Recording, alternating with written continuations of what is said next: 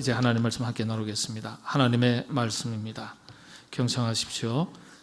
그러므로 이제는 여호와를 경외하며 온전함과 진실함으로 그를 섬기라. 너희의 조상들이 강 저쪽과 애굽에서 섬기던 신들을 치워버리고 여호와만 섬기라. 만일 여호와를 섬기는 것이 너희에게 좋지 않게 보이거든 너희 조상들이 강 저쪽에서 섬기던 신들이든지 또는 너희가 거주하는 땅에 있는 아무리 족속의 신들이든지 너희가 섬길 자를 오늘 택하라. 오직 나와 내 집은 여호와를 섬기겠노라 하니. 아멘. 한 식인종이 살다가 영국으로 유학을 가게 됐습니다. 20년 뒤에 공부를 마치고 아주 신사가 되어서 고국으로, 아프리카 고국으로 돌아갔습니다. 같이 공부했던 영국 친구들이 원시 사회로 돌아간 이 친구가 어떻게 지내는지 궁금해서 아프리카를, 그 친구의 집을 방문하게 됐습니다. 식인 문화를 타파하고 또 사회를 발전시켜 나가는 훌륭한 지도자가 되었을 것이다 생각하고 방문을 했습니다. 그런데 가서 보니까요, 이 친구가 여전히 인육을 먹는 식인종 생활을 하는 거예요. 그것도 양복을 입고 먹고 있었습니다. 그래서 친구들이 놀라서 물었습니다. 아니, 이렇게 배운 사람이 어떻게 그럴 수 있냐? 달라져야 되지 않냐? 이렇게 물었더니 이 식인종 친구가 하는 말이, 그래서 나는, 다른 사람들은 다 손으로 먹지만은 나는 포크로 먹고 있다. 그렇게 말을 했다는 거예요. 여러분, 사람이 잘 안 바뀝니다. 안 바뀌어요. 교회는 그런데 사람을 변화시키는 현장이고 우리의 가정 역시 사람을 사람답게 살아가도록 만들어가는 기본 교육의 현장입니다.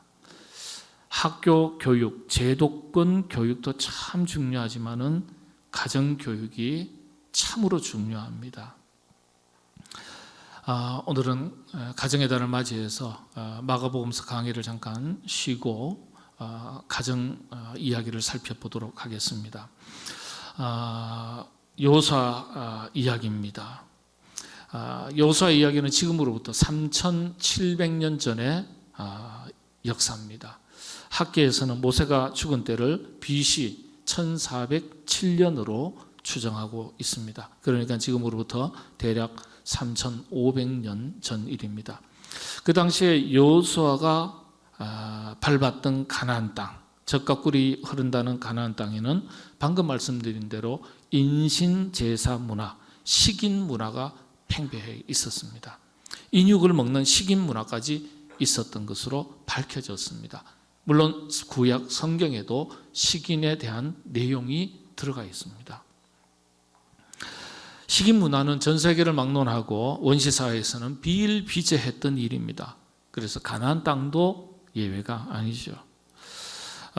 이런 땅에서 새로운 역사를 시작했던 여호수아의 집안과 그의 가정에 대해서 간단히 살펴보도록 하겠습니다. 특별히 여호수아 인물 자체에 대해서, 그리고 그 부모의 집안과 그 자신의 가정에 대해서 살피면서 영적인 교훈을 찾아가도록 하겠습니다. 먼저 참고하셔야 될 것이, 여호수아 가정에 대해서 우리가 분명하게 확인할 수 있을 잘 정리된 직접적인 성경의 언급이 없다는 점이에요. 직접적인 언급이 없어요.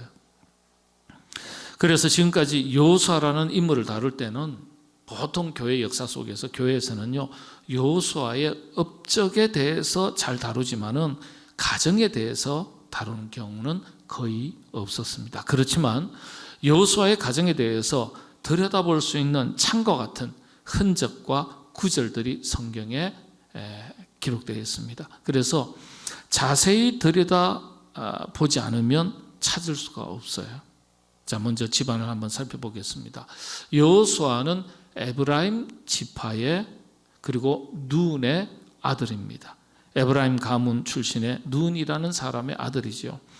여러분 잘 아시는 대로 에브라임 지파는 이스라엘 12지파 중에서 하나인 요셉 지파에 해당됩니다. 요셉에게는 두 아들이 있었습니다. 누구죠? 그래서 성경 퀴즈 때 자주 해야 된다니까요. 므낫세와 에브라임입니다. 후에 요셉의 가문의 신앙의 유산 전승은 차남 에브라임에게로부터 이어집니다. 그래서 요셉 지파 그러면 에브라임 지파를 말합니다. 같은 지파라고 볼 수 있죠. 자, 그렇다면 여호수아의 집안인 에브라임 지파는 어떤 지파입니까? 우리가 북한과 남한이 이렇게 대한민국이 남북으로 나뉜 것처럼 이스라엘도 솔로몬 왕 이후에는 남북으로 갈라집니다. 그래서 북쪽 지역에 9개 지파가 자리를 잡습니다. 하나 더 하면 10개 지파죠. 근데 북왕국을 대표하는 지파였습니다. 10개 지파죠. 예, 에브라임 지파를 빼면 9개고요. 포함하면 10개 지파입니다. 그래서 북쪽 나라 지파 그러면 에브라임 지파를 의미했을 정도로 아주 이 에브라임 지파가 부강한 나라로 북쪽에서 아주 성장하고 번성을 했습니다. 그렇지만 BC 721년도로 세계사에서도 기록되어 있습니다. 우리 성경사에서도 BC 721년에 성경에서는 아수르라 그러죠. 북쪽에 아시리아입니다. 아수르. 이 북방 계통의 민족으로부터 침략을 당해서 이스라엘 9개 지파가 역사 속에서 완전하게 사라지게 됩니다.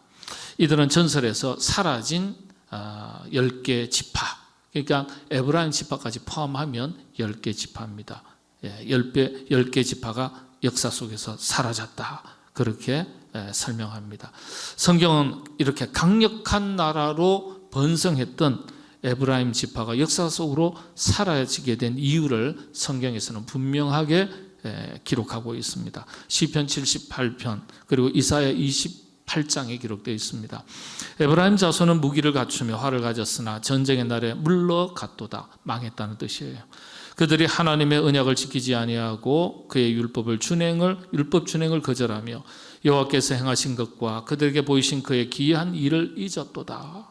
이사야서 에브라임의 실체한 자들의 교만한 면류관이 발에 밟힐 것이라. 에브라임 지파의 멸망이요, 불순종, 또 앞서서는 우상숭배, 불순종, 교만이었어요. 이 성경이 한 지파, 한 나라가 망할 때 세 가지 특징을 설명할 때 우상숭배를 이야기합니다. 반드시. 그 다음에 불순종을 얘기합니다. 그 다음에 교만을 얘기합니다. 교만한 자 그 무릎을 꺾으신다 그랬잖아요. 예. 하나님은 예나 지금이나 이렇게 우상숭배, 불순종, 그리고 교만한 자를 대단히 싫어하십니다. 반대로 하나님께서 가장 기뻐하시는 자는 어떤 사람입니까? 겸손한 자를 기뻐하신다. 성경에도 분명하게 반복적으로 그렇게 말씀하고 있습니다. 역사 속에서 우리가 깨우쳐야 될 영적인 지혜죠. 자, 다시 집안 얘기를 한번 살펴보겠습니다. 아버지, 여호수아의 아버지의 이름이 눈입니다. 눈. 히브리어로 눈은 어떤 뜻인지를 아세요? 혹시 맞추시는 분 계실까 모르겠네. 눈이 아니에요. 눈은 생선이라는 뜻입니다. 생선. 그런데 히브리 사람들은 그 이름에 특별한 의미를 부여해서 사람의 자녀의 이름을 짓습니다. 그래서 그 이름을 보면 그 사람의 어떤 캐릭터, 아니면 어떤 성격, 가문의 어떤 배경, 분위기, 그 사람의 어떤 탁월한 점, 이런 것들을 알 수가 있어요. 자, 그렇다면 이 이름이 생선이라고 불릴 정도였다면 여호수아의 아버지는 그야말로 어떤 사람일까요? 생선이에요. 별 볼 일 없는 사람이에요. 혹은 서민이라고 할 수 있겠지만 서민격에도 평범한 사람 축에도 못 깁니다. 설명드리겠습니다. 히브리 사람들은 전통적으로 어떤 문화권 속에서 살았습니까? 유목 문화권에서 살았습니다. 유목민으로서 자녀들의 이름을 지을 때 생선 이름은 절대 넣지 않습니다. 유목민들이 제일 싫어하는 것 중에 하나가 생선입니다. 지금도 마사이 부족은 생선 비린내에 대해서는 기급을 합니다. 유목민들은 그 싫어합니다. 그래서 히브리 사람, 이스라엘 백성들도 유목민이기 때문에 생선 이름을 사람의 이름으로 짓는 경우는 그 역사 속의 문화 속에서 그 예를 찾아볼 수가 없습니다. 그런데 그런 전통이 있는데 왜 아들을 낳고 눈이라고 지었을까요? 다시 말하면 여호수아의 할아버지가 여호수아의 아버지를 낳고 눈이라고, 넌 생선이야. 이름 지을 때 좀 거창하고 멋있게 지으면 좋잖아요. 근데 생선이라고 기록했습니다. 그래서 그런지 이 별 볼 일 없는 사람이에요. 그죠? 그래서 아버지, 여호수아의 아버지 눈에 대해서는 성경에 단 한 줄의 기록도 없습니다. 다만 여호수아의 할아버지의 이름이 등장합니다. 그 할아버지 이름이 엘리사마라는 사람인데 에브라임 지파의 수장, 우두물입니다. 족장, 최고의 어른입니다. 대단한 분이죠. 어떤 분이었냐 하면은 이 할아버지가요 휘하의 군사를 지휘했는데 무려 성경의 기록에 따르면 10만 8,100명의 무장한 남자들 군사를 지휘했다. 민수기 1장 2장 역대상 7장에 기록되어 있습니다. 그러니까 할아버지가 지금도 10만 명이라면요 이거 뭐 사단장도 아니고 군단장 정도, 군단장도 뭐 이렇게 10만 명까지 되겠나 모르겠네요. 어마어마한 거예요. 군단장쯤 되면은 보통 뭐 사성장군들이거든요. 그러니까 대단한 분이에요. 그에 비해서 그 아들 눈, 여호수아의 아버지 눈의 이름은 성경에 단 한 줄의 언급도 없는 것으로 볼 때 별 볼 일 없었던 사람. 오히려 아버지의 기대와 성에 차지 못했던 그런 아들이었을 것으로 짐작을 합니다. 여기에서 찾을 수 있는 교훈 하나가 있습니다. 할아버지가 그렇게 뛰어났는데 아버지는 별 볼 일 없고 여호수아는 또 뛰어납니다. 그러니까 얻을 수 있는 교훈 중에 하나가 부모가 아무리 잘났어도 자식이 그만 못한 자식이 태어날 수도 있는 거예요. 있을 수 있는 거예요.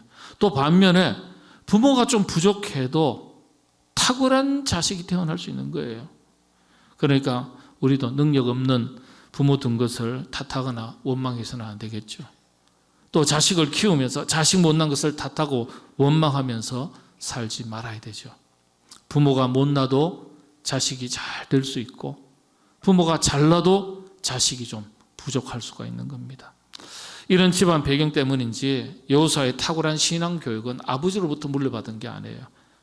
할아버지로부터 물려받았고 그 신앙이 할아버지로부터 전성된 것이라고 학자들은, 성서학자들은 다 그렇게 평가합니다. 할아버지들의 입장에서 참 교훈이 되죠.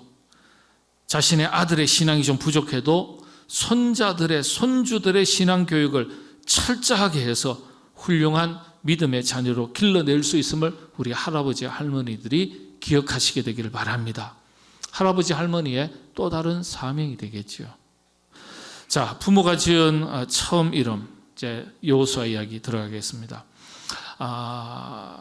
처음부터 이름이 여호수아가 아니에요. 아버지 눈이 아들 낳고 나서 아들의 이름을 뭐라고 지었죠? 호세아라고 지었어요. 호세아. 예. 이름의 뜻은 구원이라는 뜻입니다. 성경에는 호세아라는 이름이 세 사람이 있는데 이스라엘 왕 호세아가 있고, 여러분 위대한 선지자 호세아 있죠? 그 호세아가 있고, 그 다음에 우리가 알고 있는 여호수아라고 말하는 호세아가 있는 거예요. 예. 여호수아의 원래 이름이 호세아입니다. 이 여호수아는요 모세의 시종 메사레트라고 히브리어로 말하는데 뭐라 그럴까요? 심부름도 하고 우리 몸종이라고 하기는 좀 곤란하고 비석격에 해당하는 그런 역할을 했습니다. 모세는 그런데 곁에 있는 자신의 비석격인 호세아를 이름을 바꿉니다. 호세아라고 부르지 않고 여호수아라고 이름을 탁 바꿔요. 아버지가 호세아라고 이름을 붙여줬지만, 지어줬지만 영적인 지도자 모세가 호세아의 이름을 여호수아라고 바꿉니다. 보면 민수기 13장에 보면 모세가 땅을 정탐하러 보낸 자들의 이름이라 모세가 눈의 아들 호세아를 뭐라고 했다고요? 여호수아라고 불렀다. 의미 있는 일종의 계명이에요. 여러분 호세아는 아까 전에 뜻이 뭐라 그랬어요? 그새 까먹으셨어요? 예? 구원이라고 그랬죠. 구원 혹은 승리라고 해요. 그런데 모세는요 이 구원이라는 말에 한마디를 더 첨가했습니다. 여호와라는 하나님의 이름을 첨가해요. 여호와 그리고 호세아라는 두 단어를 합하면요 히브리어를 합하면 여호수아가 되어버려요. 이게 무슨 뜻인지 아세요? 호세아는 그냥 구원인데 여호와께서 구원하신다. 여호와라는 이름과 구원이라는 호세아의 이름을 합하니까 어떤 뜻이 돼요? 여호와께서 구원하신다. 여호와께서 너로 하여금 승리하게 하신다. 그렇게 이름을 바꿔버려요. 참된 구원자가 누구인지를 분명하게 그 이름에 다시 새긴 것입니다. 짧게 줄여서는 예수와 그렇게 발음합니다. 요수아 이렇게도 발음하고요. 호세아라고도 하죠. 예, 히브리식 발음으로는 요수아입니다. 그러면 신약 헬라식 발음으로는 이에수스입니다. 정확하게 발음을 가르쳐 드립니다. 요수아를 헬라식, 히브리식으로는 요수아, 헬라식으로는 이에수스입니다. 이에수스. 빨리 하면 이에수스, 이에수스, 이에수, 이에수스, 예수스. 어떻게 되죠? 신약의 예수님의 이름과 동일합니다. 그래서 헬라식으로는 예수, 이에수스. 예수님의 이름을 히브리식 구약식으로 표현하면 요호수아입니다. 요호수아. 똑같아요. 단어가. 그래서 모세가 그렇게 이름을 바꾸는데 세속의 이름을 버리고 영적인 의미를 담은 새로운 이름을 가지고 그 이름에 걸맞게 자신의 인생을 살아가라. 그런 뜻입니다. 참고로 여호수아서는요 성경에서 6번째 성경책이죠. 유대인들의 구약 성경 분류법에 따르면은 여호수아서는요 선지서에 포함됩니다. 이게 다 성경에 누가복음서에 나와 있는 얘기예요. 이런 것도 있나요? 성경을 안 읽으시니까, 꼼꼼하게 안 읽으시니까 이런 얘기가 있는 줄도 몰라요. 예. 우리 그리스도인들은 구약 성경을 유대인들과 다르게 좀 분류하죠. 원래 성경을 모세 율법, 모세 오경이라고 그러죠. 창세기, 출애굽기, 레위기, 민수기, 신명기. 그런데 여기에 일부 학자들은 여호수아서를 포함합니다. 모세 오경이 아니라 모세 육경이다. 예. 모세의 사역을 여호수아서까지 사역의 연장으로 봐서 포함시키는 거예요. 이 말은 무슨 뜻이냐면 여호수아서를요 율법에 해당하는 만큼 그만큼 중요하게 본다는 거예요. 예. 그만큼 중요하게 여긴다는 거예요. 그래서 기독교 교회에서는요 참 지금까지도 여호수아서를 대단히 중요하게 여깁니다. 왜 그러냐? 재림하시는 주 예수 그리스도의 예표가 되는 성경 말씀이 여호수아서다. 이렇게 해석합니다. 이건 우리 기독교의 전통 해석법입니다. 여호수아가 어떤 책이라고요? 주 예수 그리스도, 재림하시는 주 예수 그리스도의 예표가 된다. 예가 된다는 거예요. 그래서 여호수아라는 이름도 히브리식 이름이지만 헬라식으로 하면 예수. 그렇죠. 그래서 구약의 여호수아가 할 수 없었던 것을 신약의 여호수아, 예수님께서 이뤄내셨다. 이렇게 기록하고 있습니다. 이 기록이 히브리서 4장에 기록되어 있습니다. 그러니까 예수님을 누구에게 비유하는 거예요? 여호수아에게 비유하고 여호수아를 예수님에게 비유하는 겁니다. 그만큼 여호수아가 탁월한 인물이고 여호수아서가 성경이 그만큼 아주 의미를 담은 성경책이라는 겁니다. 그래서 성경에서 여호수아가 차지하는 의미가 아주 큰데 자, 그러면 여호수아의 집안 배경에 대해서 잠깐 살폈지 않습니까? 이번에는 여호수아 그 자신에 대해서 한번 어떤 인물인지 한번 살펴보겠습니다. 어떤 인물인지를 살피는 것은 우리가 부모로서 자녀들의 신앙 교육을 통해서 우리 자녀들을 어떤 영적인 인물로 자라가게 할 수 있도록 해야 할까 통찰력을 가지게 해줍니다. 여호수아를 가리켜 세 가지로 특징지어서 설명을 합니다. 첫 번째가 하나님의 신에 감동된 사람이었다. 성경은 분명하게 선언합니다. 예. 그가 여호와의 신에 감동된 자니라. 민수기에 기록되어 있습니다. 여호수아의 가장 큰 영적인 특징이에요. 성령 충만한 사람인 것을 이야기합니다. 성령 충만한 사람. 두 번째는 영적인 안목이 탁월했던 지도자. 지도자로서의 탁월한 점이죠. 영적인 안목, 영적인 분별력, 영적인 지혜가 뛰어났던 사람. 우리가 흔히 가치관, 인생관, 신앙관 이런 말 쓰지 않습니까? 관. 이 관은 하나의 안경을 쓰는 것에 비유합니다. 그래서 파란색 안경을 우리가 쓰면 세상이 다 파랗게 보이는 거예요. 노란색 안경을 끼면 다 세상이 노랗게 보이고 빨간색 안경을 끼면 다 세상이 빨갛게 보입니다. 예. 이런 거예요. 그래서 여호수아는 철저하게 영적인 기준을 가지고 신앙관을 가지고 이 세상을 바라보고 살았던 지도자였어요. 탁월한 영적인 안목을 가진 지도자였습니다. 남다른 영적인 눈을 가진 사람이었어요. 그래서 다른 사람들이 보지 못하는 것을 영적인 관점에서 바라보고 하나님의 뜻을 분별할 줄 알았던 사람이었습니다. 이 점에서 가장 탁월한 사람이었죠. 이런 영적인 분별력, 지혜, 어떤 신앙관은 그저 생기지 않습니다. 오랜 시간 동안 영적인 훈련을 통해서 생기는 거예요. 그래서 영적인 지혜, 영적인 이 분별력은요, 말씀과 기도, 곧 경건의 삶을 통해서 길러지는 것입니다. 모세가 이 모세의 비서로서 40년 동안 영적인 훈련을 받습니다. 그 훈련을 통해서 길러진 거예요. 여러분들, 영적인 훈련 없이는 영적인 안목, 영적인 눈이 길러지지 않습니다. 다니엘서를 보면 이 영적 안목이 어떻게 길러지는지를 잘 알 수 있는데 말씀과 기도 생활입니다. 다니엘서 5장 14절인데요. 내가 네게 대하여 들은즉 네 안에는 신들의 영이 있으므로, 신들 했지만 삼위일체 하나님을 이야기하는 거예요.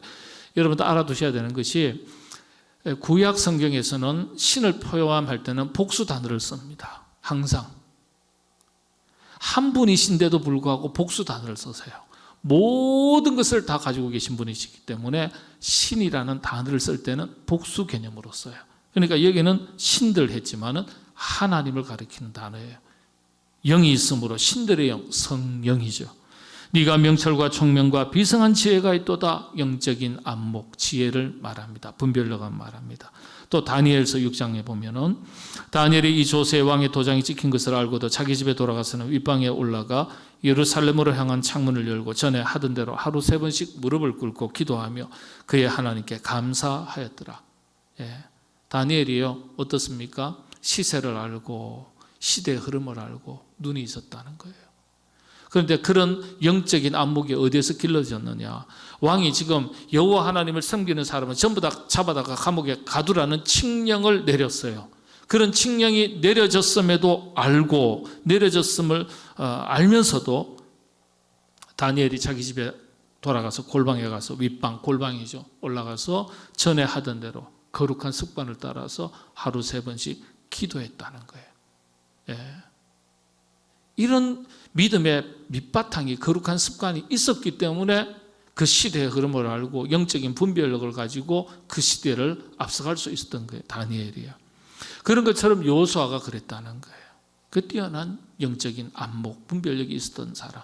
그 이면에는 경건의 훈련, 말씀과 기도, 이게 철저했던 사람이죠.